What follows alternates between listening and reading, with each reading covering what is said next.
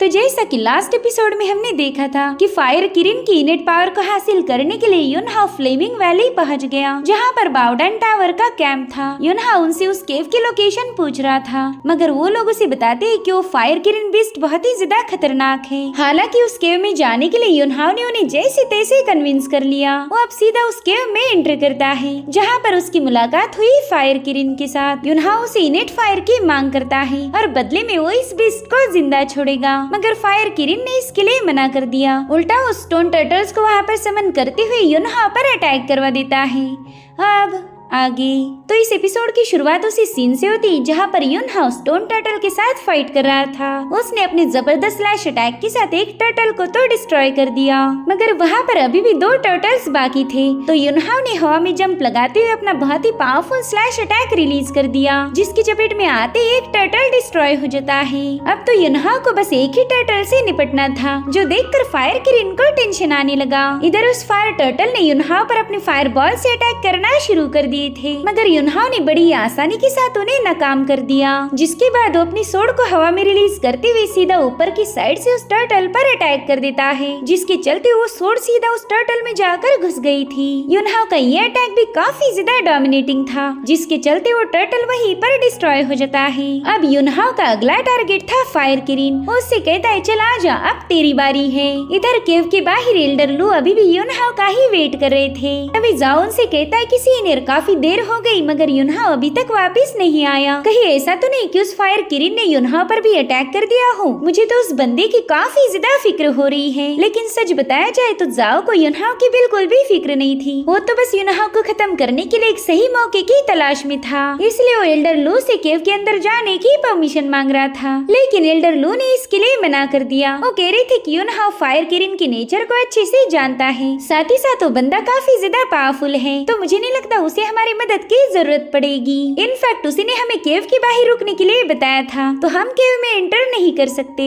मगर जाओ तो बस अपने सीनियर को कन्विंस करने पर लगा हुआ था। वो कहता है कि फायर किरण भी काफी ज्यादा पावरफुल है, तो हम युनहाओ के लिए इतना बड़ा रिस्क नहीं उठा सकते। तो फाइनली एल्डर लू ने जाओ को केव के अंदर जाने की परमिशन दे दी। वो कहने लगे कि जल्दी से युनहाओ को लेकर वापिस आ जाओ, मैं नहीं चाहता कि तुम दोनों में से कोई भी घायल हो। वेल यहाँ पर एल्डर लू को जाओ के इरादों का जरा भी आइडिया नहीं था। उन्हें क्या ही पता कि जिस बंदे को युनहाओ की मदद करने के लिए भेज रहे हैं वही उसे मारना चाहता है। वहीं दूसरी तरफ युनहाओ और फायर किरण के दरमियान एक जबरदस्त फाइट शुरू हो चुकी थी। फायर किरण अपना पावरफुल फायर बॉल रिलीज करते हुए युनहाओ पर अटैक करने की कोशिश करता है, मगर युनहाओ ने समय रहते जंप लगाते हुए खुद को बचा लिया। मीनवाइल फायर किरण सीधा जाकर युनहाओ की सोड दबोच लेता है, ताकि युनहाओ उस पर कोई अटैक ना कर पाए। मगर युनहाओ ने जैसे तैसे अपनी सोड छुड़ा ली, लेकिन फायर किरण अपने शार्प नेल से युनहाओ को फाड़ने की कोशिश करता है, जिसे युनहाओ जैसे तैसे खुद को बचा रहा था। वो यहाँ से वहाँ जंप लगाते हुए फायर किरण के हर एक चाल को नाकाम कर देता है, जिससे तो फायर किरण और ज्यादा भड़क गया। मीनवाइल युनहाओ ने हवा में जंप लगाते हुए सीधा फायर किरण पर अटैक करने की कोशिश की, लेकिन फायर किरण उसे एक ही सेकंड में जमीन पर पटक देता है।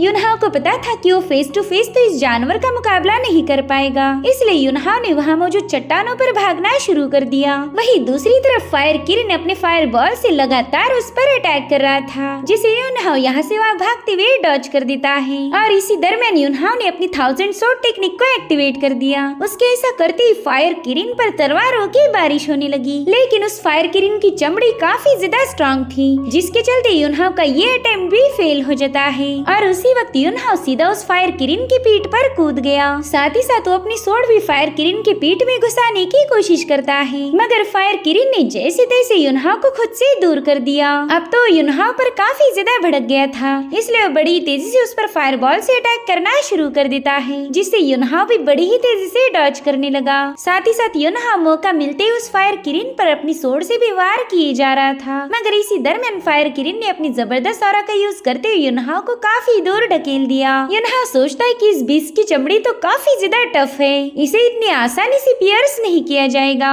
वहीं पर फायर किरण युनहाओ से कहता कहता है कि तुम मुझे मार नहीं सकते, जितनी जल्दी ये बात तुम समझ जाओगे उतना ही तुम्हारे लिए अच्छा होगा। जिस पर युनहाओ कहता है कि मैं भी तुम्हें मारना नहीं चाहता, लेकिन तुमने जानबूझकर ह्यूमंस को डिवावर किया। इस पूरी फ्लेमिंग वैली को तुम डोमिनेट कर रहे थे, इसलिए तुम्हें रोकना जरूरी है। जो सुनते ही फायर किरण एक बार फिर से युनहाओ का पीछा करना शुरू कर देता है। वो युनहाओ पर लगातार फायर के अटैक कर रहा था और इधर युनहाओ के चेहरे पर एक स्माइल थी, क्योंकि उसका प्लान था फायर किरण को अपने पीछे भगा भगा कर उसकी फायर को खत्म कर देना। और फिर मौका मिलते ही युनहाओ ने फायर किरण पर वाटर गाइडिंग पिल से अटैक कर दिया, जिसके चलते वहाँ पर एक फॉर्मेशन क्रिएट हो जाता है और उसी फॉर्मेशन में फायर किरण ट्रैप हो गया था। फायर किरण तो इस फॉर्मेशन को देखकर काफी ज्यादा कंफ्यूज हो जाता है। उसे समझ नहीं आ रहा था कि युनहाओ ने ये उसे कहाँ फंसा दिया। वो अपनी फायर एनर्जी का यूज करते हुए उस शील्ड को ब्रेक करने की पूरी कोशिश कर रहा था, लेकिन उसकी फायर एक्टिवेट ही नहीं होती। और फिर थोड़ी देर बाद वो फॉर्मेशन अपने आप गायब हो गया। भले ही फायर किरण उस फॉर्मेशन से आजाद हो चुका हो, मगर उस पर वाटर गाइडिंग पिल का असर हुआ था। इसीलिए वो युनहाओ से गुस्से में पूछने लगा कि बता तूने मेरे खिलाफ कौन सी स्पेल का यूज किया है। तो युनहाओ से कहता है कि जरा अपनी पावर्स को एक्टिवेट करके चेक कर लो, शायद तुम्हें इसका जवाब मिल जाए। तो फायर किरण तुरंत ही युनहाओ पर फायर बॉल रिलीज करने की कोशिश करता है, मगर उसके मुंह से फायर बॉल की जगह पर धुआं निकल रहा था, जो देखकर युनहाओ को काफी ज्यादा हंसी आती है। वो कहता है, अरे वाह, मुझे तो लगा ही नहीं था कि वाटर पिल इतनी ज्यादा इफेक्टिव होगी। तुम्हारे अंदर की तो सारी फायर खत्म हो चुकी है, कहीं ऐसा ना हो कि तुम्हें सर्दी लग जाए। उसकी बातों से फायर किरण काफी ज्यादा भड़क गया था। वो कहता है, सोड एम्परर, तुम एक नंबर के चीटर हो, तुमने हमारी फाइट के दरमियान चीटिंग की है।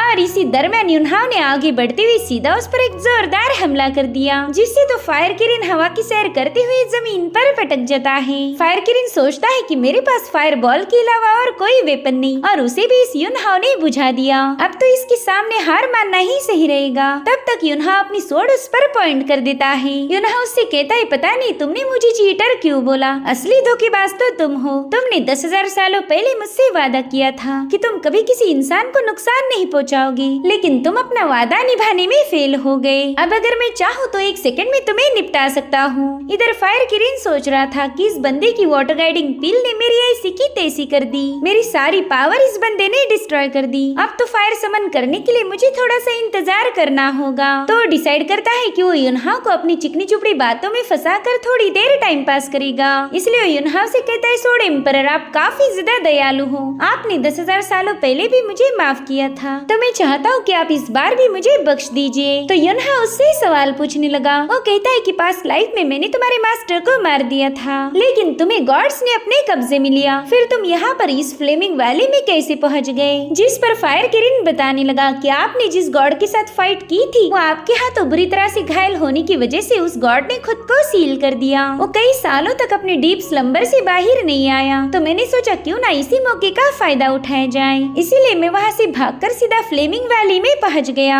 इस जगह पर मुझे काफी प्योर स्पिरिचुअल एनर्जी मिली, साथ ही साथ यहाँ के स्टोन्स में भी बहुत ही स्ट्रॉन्ग फायर एलिमेंट थे। तो मैंने सोचा कि मुझे ग्रो करने के लिए इससे अच्छा माहौल मिल नहीं सकता, इसलिए मैंने फ्लेमिंग वैली को ही अपना अड्डा बना लिया। तभी युनहाओ कहता है कि मैं जानता हूँ तुम्हारे अंदर मिस्टिकल इनेट फायर है, तो चलो जल्दी से उसे बाहर निकालो। मगर वो बीस्ट अपनी इनेट फायर युनहाओ को देने से मना कर रहा था। वो कह रहा था कि मैंने इतने साल उस मिस्टिकल फायर को नरिश करने में गुजार दिए, और आप चाहते हो कि मैं एवे ही उसे तुम्हारे हवाले कर दूं। जिस पर युनहाओ कहता है कि इनेट फायर के बदले मैं तुम्हें जीने का एक मौका दे रहा हूँ, क्या तुम्हारे लिए काफी नहीं होगा? अगर तुम मुझे इनेट फायर नहीं दोगे तो मैं अभी के अभी तुम्हें खत्म कर दूंगा। ये सुनते ही फायर किरण उससे कहता है कि सोड एम्परर, प्लीज मुझ पर रहम कीजिए, क्या हम इसे निगोशिएट नहीं कर सकते? आप जो बोलोगे वो मैं करने के लिए तैयार हूँ। जिस पर युनहाओ कह रहा था कि मुझे तुमसे और कुछ नहीं चाहिए, जल्दी से अपनी मिस्टिकल इनेट फायर मेरे हवाले कर दो और मैं चुपचाप से यहाँ से चला जाऊंगा। तो अब फायर किरण के पास युनहाओ की बात मानने के अलावा और कोई ऑप्शन नहीं था, इसलिए वो अपनी मिस्टिकल इनेट फायर को बाहर निकाल लेता है। इसमें से युनहाओ कुछ इनेट फायर खुद के लिए रख देता है और बाकी की सारी फायर उसने फायर किरण को वापस लौटा दी। युनहाओ उससे कह रहा था कि तुमने एकदम ऑनेस्टली अपनी इनेट फायर मेरे हवाले कर दी, इसलिए मैं उस पर पूरा कब्जा नहीं कर सकता।